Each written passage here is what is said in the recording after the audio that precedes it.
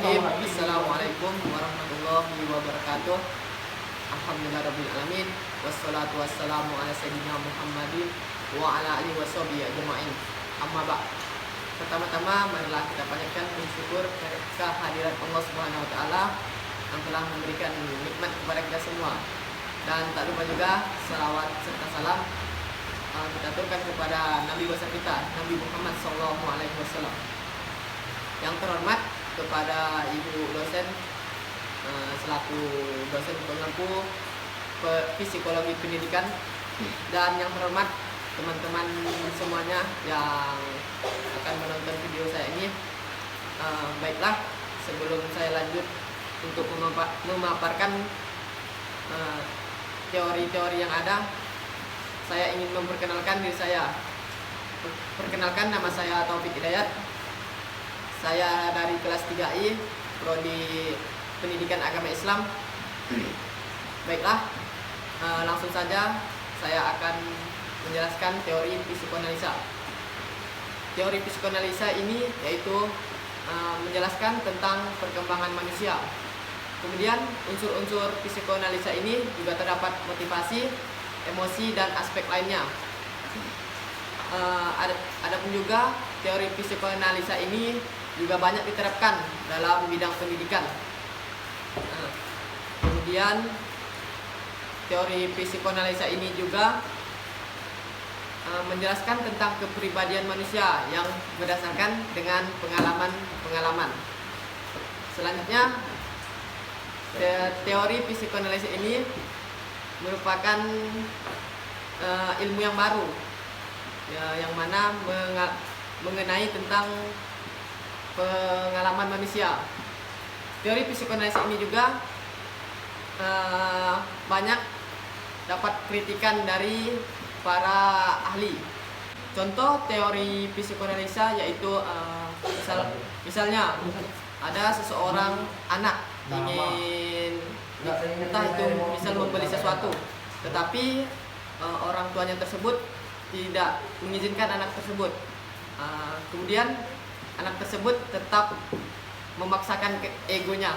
Yang kedua yaitu teori belajar kognitif. Teori belajar kognitif ini lebih mementingkan proses belajarnya daripada hasil belajarnya. Yang kita ketahui bahwa biasa dalam kehidupan sehari-hari itu banyak orang lebih memandang ke hasil belajarnya daripada proses belajarnya. Kemudian teori kognitif ini biasa juga disebut dengan model perseptual. Teori belajar kognitif menurut ilmu pengetahuan dibangun dalam diri seseorang yang melalui proses interaksi yang berkesinambungan dengan lingkungan. Proses kognitif seperti prosesnya yang bersambung, prosesnya yang mengalir, dan tidak terpisah-pisah. Kemudian teori belajar kognitif sebagai belajar yang mencakup ada aspek-aspek kejiwaan, retensi, ingatan, dan emosi. Kemudian teori belajar kognitif ini ada tokoh yang terkenal dalam kognitif ini yaitu Jean Piaget. Jean Piaget ini membagi proses kognitif menjadi 3, yaitu akomodasi, asimilasi, dan ekuilibrasi. Kemudian adapun tahap-tahap perkembangan kognitif yaitu yang pertama sensoromotor. Sensoromotor ini dimulai pada usia 0 sampai 2 tahun. Kemudian praoperasional dimulai pada usia 2 sampai 7 tahun. Yang ketiga operasional konkret dimulai pada usia 7 sampai 11 tahun. Dan yang terakhir operasional formal dimulai pada usia 11 sampai 15 tahun. Yang ketiga yaitu teori belajar humanistik. Teori belajar humanistik, proses belajar yang dimulai dan ditujukan kepada untuk mementingkan manusia itu sendiri. Kemudian teori belajar humanistik ini bersifat abstrak atau tidak nampak. Kemudian teori belajar humanistik ini mempunyai tujuan, yaitu memanusiakan manusia itu sendiri. Maksud dari pernyataan tersebut yaitu upaya untuk membuat manusia menjadi berbudaya dan berakal budi. Kemudian adapun ciri-ciri dari teori belajar humanistik, yaitu yang pertama, menekankan pada perkembangan positif atau perilakunya. Yang kedua yaitu siswa dianggap berhasil jika mampu memahami lingkungan dan dirinya sendiri. Kemudian teori belajar humanistik ini, guru bukan hanya sekedar mampu mengajar dengan baik, tetapi guru juga harus mampu menjawab kajian yang ada agar peserta didik belajar dengan baik.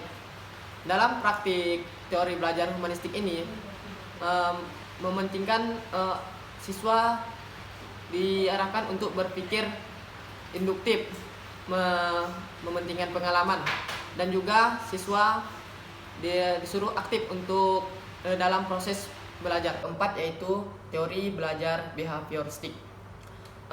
Nama lain dari teori belajar ini yaitu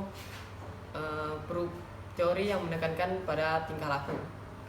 Teori belajar behavioristik ini memandang bahwa belajar merupakan sebagai akibat dari adanya interaksi antar stimulus dan respon. Stimulus adalah kegiatan belajar yang dirasakan melalui seperti pikiran maupun perasaan. Kemudian respon yaitu apa yang dimunculkan dari reaksi dari peserta didik. Kemudian teori belajar behavioristik ini mengutamakan pengukuran. Jadi teori belajar kognitif ini, teori belajar behavioristik ini juga masih mendominasi di wilayah Indonesia tentunya. Contohnya yaitu ada taman kanak-kanak, sekolah dasar, sekolah menengah, bahkan hingga sampai perguruan tinggi. Kemudian peserta didik dikatakan berhasil mampu belajar, mampu dikatakan membaca apabila sudah mampu menunjukkan kemampuan membacanya. Baiklah, sekian dari teori-teori yang telah saya sampaikan.